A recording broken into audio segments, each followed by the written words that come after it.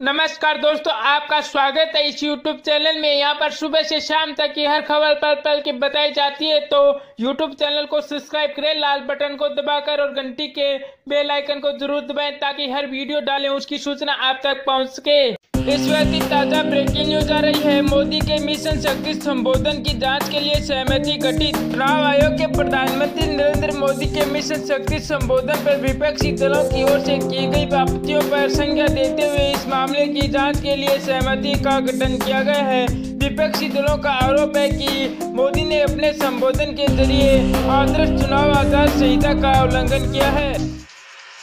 चुनाव आयोग ने एक व्यक्त जारी कर कहा कि प्रधानमंत्री नरेंद्र मोदी इलेक्ट्रॉनिक मीडिया पर राष्ट्र को संबोधित करने के मामले में चुनाव आयोग ने संज्ञान लिया है। आयोग ने अधिकारियों की एक सहमति को चुनाव आचार संहिता के मद्देनजर जल्द से जल्द इसकी जांच का आदेश दे दिया है।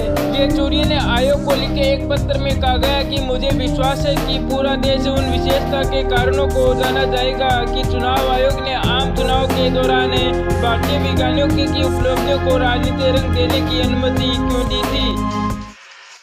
प्रधानमंत्री नरेंद्र मोदी ने राष्ट्र के नाम संबोधन में बताया कि भारत में दुश्मन के उपग्रह को अंतरिक्ष में ही मार गिराने की क्षमता हासिल कर दुनिया की चौथी अंतरिक्ष महाशक्ति के रूप में अपना नाम दर्ज कर लिया है। महागठबंधन में महाभारत राहुल गांधी ने बुलाई बिहार कांग्रेस के नेताओं की आपातकालीन बैठक। राहुल गांधी बोले, नया योजना से होगी गरीबी पर सर्जिकल स्ट्राइक। बीजेपी और पीएम मोदी बेबी सता रहा है उनको हार काटर। कांग्रेस अध्यक्ष राहुल गांधी ने कहा कि पार्टी की ओबीसी इकाई को राष्ट्रीय सम्मेलन को संबोधित करते हुए उन्होंने कहा कि नया आय गारंटी योजना की गरीबी पर सर्जिकल स्ट्राइक होगी और इसकी घोषणा लोकसभा चुनाव में भारतीय जनता पार्टी भाजपा की हार सुनिश्चित कर दी है। प्रधानमंत्री नरेंद्र मोदी पर निशाना साधते हुए उन्होंने कहा कि वर्तमान शासन के कई लाख करोड़ रुपए कोऑपरेटिव बैंक को दिए, जबकि गरीबों से 15 लाख रुपए उनके खाते में डालने का झूठा वादा किया।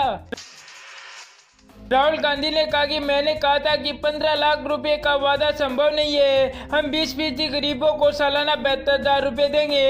ये कदम 25 करोड़ लोगों को गरीबी से बाहर निकालेगा।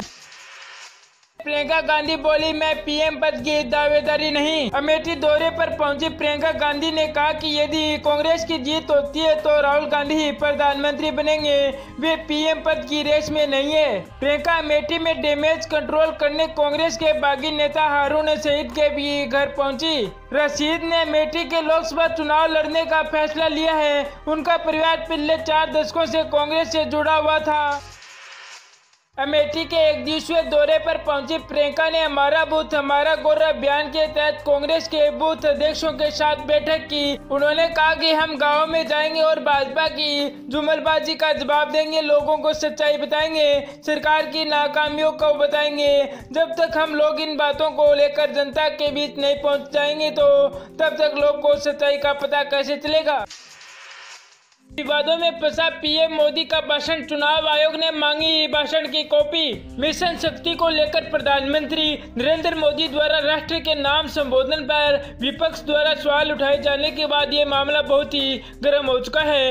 एसेंड लॉन्च की सफलता पर प्रधानमंत्री का संबोधन लोकसभा चुनाव 2019 की आदर्श चुनाव आचार संहिता का उल्लंघन है। वहीं आचार संहिता उल्लंघन के आरोप पर आयोग ने अधिकारियों की कमेटी को तुरंत मामले की जाँच करने को कहा है।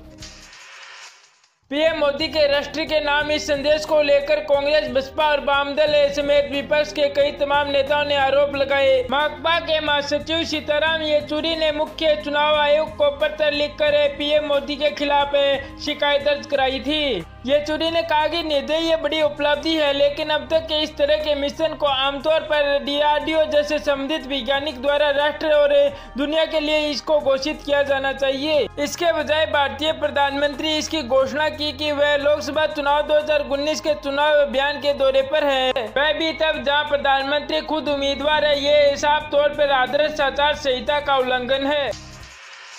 व्यापक महासचिव ने मुख्य सचिव आयोग के जानना चाहा कि पीएम ने इसकी पूर्व सूचना दी कि उन्होंने लिखा है कि पूरे देश जानना चाहता है कि वैज्ञानिकों की उपलब्धियों को राजनीतिक रंग देने की कोशिश क्यों की गई है। ये चुनाव के फिलहाल से आदर्श आचार संहिता का उल्लंघन है।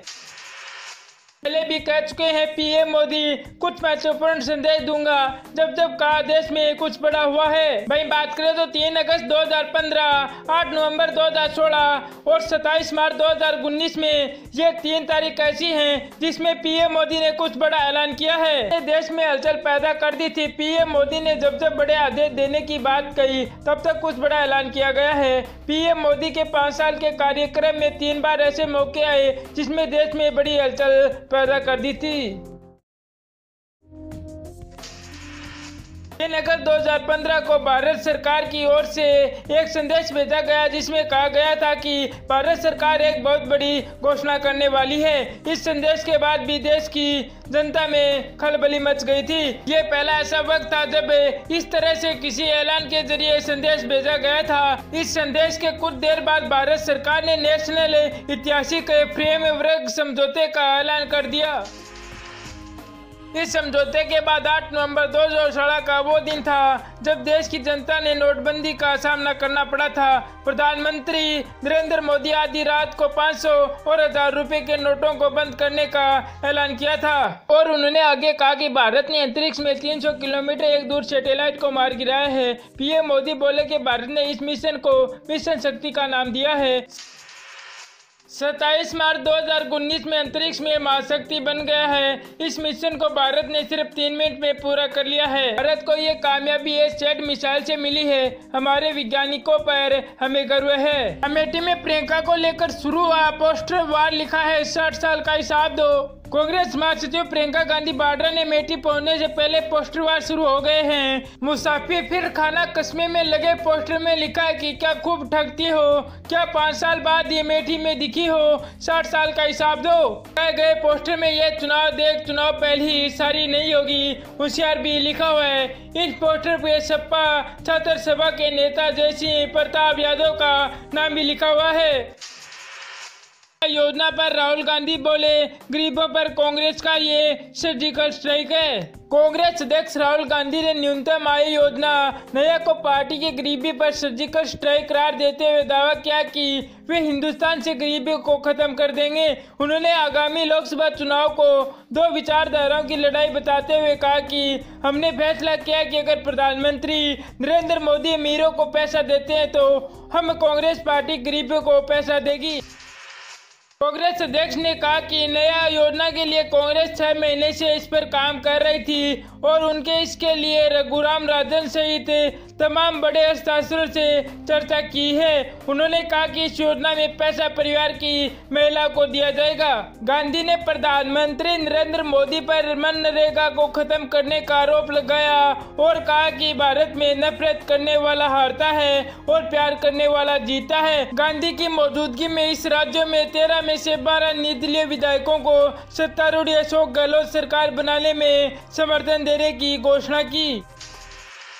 तो 3 अप्रैल को राज्य के टिकट पर मथुरा से नामांकन दाखिल करेंगे शरद यादव। पप्पू यादव से होगी जंग। शरद यादव 3 अप्रैल को मथुरा से राजद उम्मीदवारों के तौर पर अपना नामांकन दाखिल करेंगे। हालांकि अभी तक उनकी सीट से औपचारिकता घोषणा राज्य की तरफ से नहीं की गई है, लेकिन मथुरा से उनका नामांकन दाखिल करना तय माना जा रहा है। शरद यादव 4 बार मथुरा से सांसद रह चुके हैं। चुनाव के बाद शरद यादव की पार्टी का राज्य विलय हो जाएगा। मथुरा में उनके सामने जेडीयू के उम्मीदवार नीतीश चंद्र यादव और जन अधिकारी पार्टी के सांसद पप्पू यादव से होगा।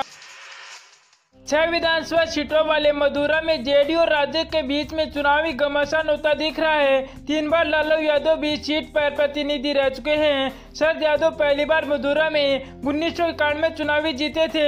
इसके बाद 1996 में उन्हें दोबारा जीत मिली थी। 1998 में लालू यादव जीते तो 1999 में फिर से शरद यादव ने जीत पर कब्जा कर लिया था। 1904 में लालू यादव ने इस सीट पर कब्जा किया था। लालू यादव छपरा से भी जीते, जिसके बाद उन्होंने मथुरा को खाली किया तो उनकी जगह पप्पू यादव जीतकर लोकसभा पहुंचे। 2019 में जेडीयू के टिकट पर शरद यादव ने राज्य के उम्मीदवार रविंद्र चरण यादव को पटकनी दी तो 2014 में पप्पू यादव ने शरद यादव को हराया। नमस्कार दोस्तों, आपका स्वागत है इस YouTube चैनल में। यहाँ पर सुबह से शाम तक की हर खबर पल पल की बताई जाती है, तो YouTube चैनल को सब्सक्राइब करें लाल बटन को दबाकर और घंटी के बेल आइकन को जरूर दबाएं ताकि हर वीडियो डालें उसकी सूचना आप तक पहुंच सके।